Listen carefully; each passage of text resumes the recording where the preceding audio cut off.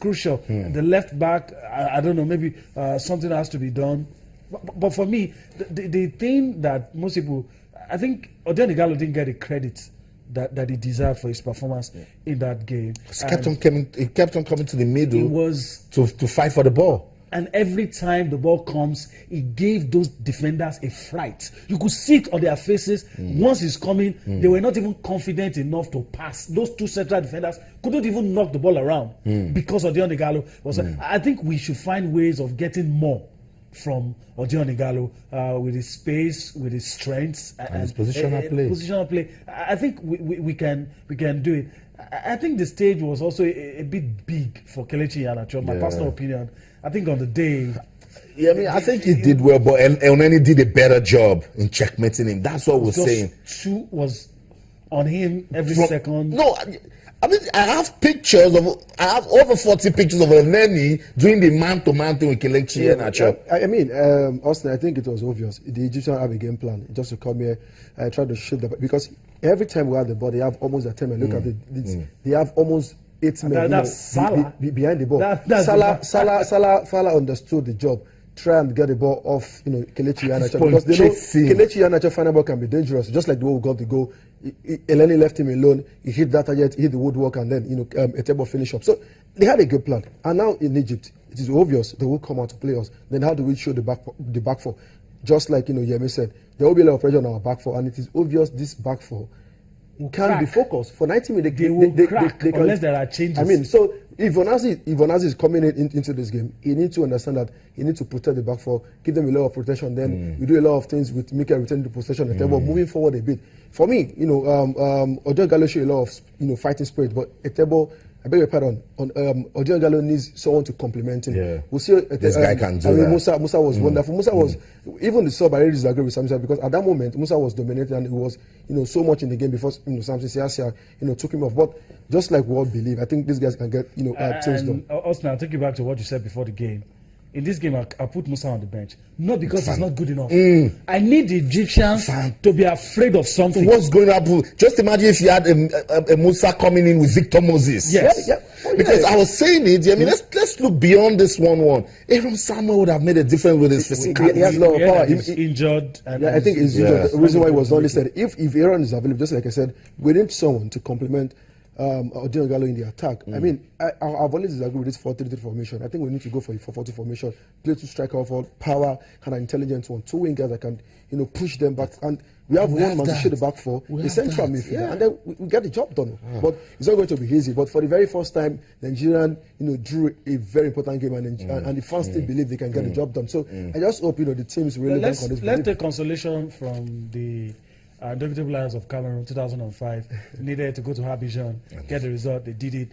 Black Stars of Ghana surprisingly went to South Africa 3-1. So impossible is nothing. That's right. We can do it. We can.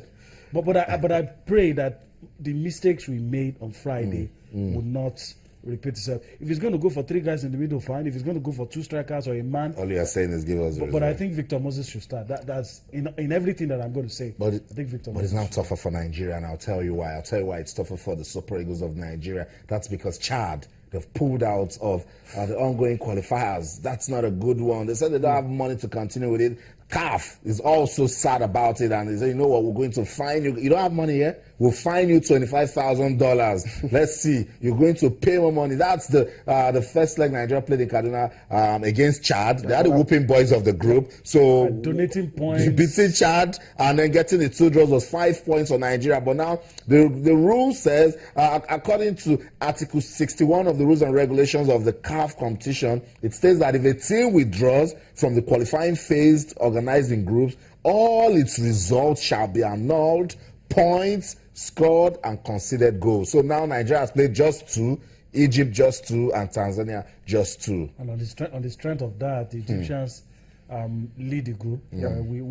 We're just with 2 points. Tanzania with 1, Egyptians with 4. You know, something similar to this, not exactly the same, but something similar to this cost us in 2012, en route qualifying for 2012, we did eventually qualify.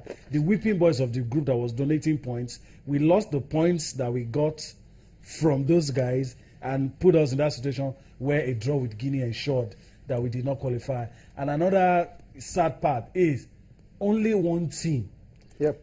If you thought it was bad before Chad pulled out, it's worse now. Yeah. Because in the previous situation, if we came second, we'll be praying that at least. But now, once we do not win tomorrow, that's it.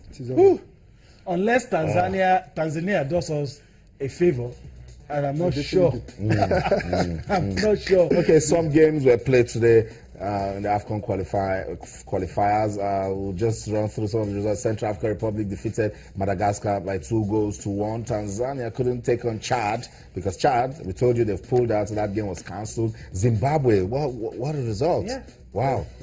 Trash Swaziland by 4-0. Made life a little easy for themselves. It will go a long way. I think they're almost through. Go a long way in helping them to get to the Nations Cup. Okay, so that's it. Let's see the fixtures for tomorrow. You only know Nigeria will play Egypt. Let's see that it's going to be a busy footballing day tomorrow in Africa. Liberia will take on Djibouti. Angola will play Congo DR. Uganda will take on Burkina Faso. Morocco and Cape Verde will clash. Egypt and Nigeria will go beyond the clash. Yeah. It will be a fight, a battle.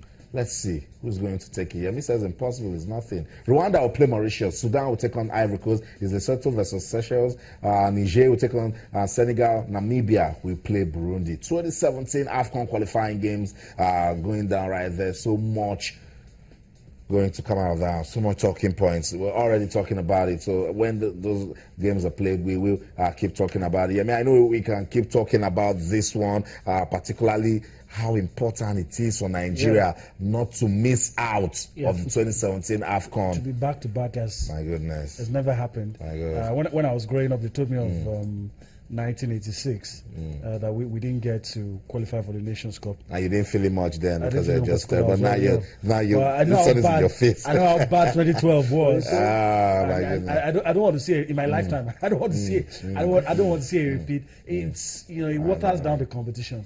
If the giant of supposed giant of Africa cannot qualify for the Nations Cup, but it's not all doom and gloom anyway. It's possible if the Egyptians can get a draw here. Who says? And we can learn from Eyimba because en route winning in 2003 and 2004, they faced these North Africans, and many times when we write them off, I think it was USM Alger, one of those teams came here, picked the draw. I was one of the people that said no, it's over.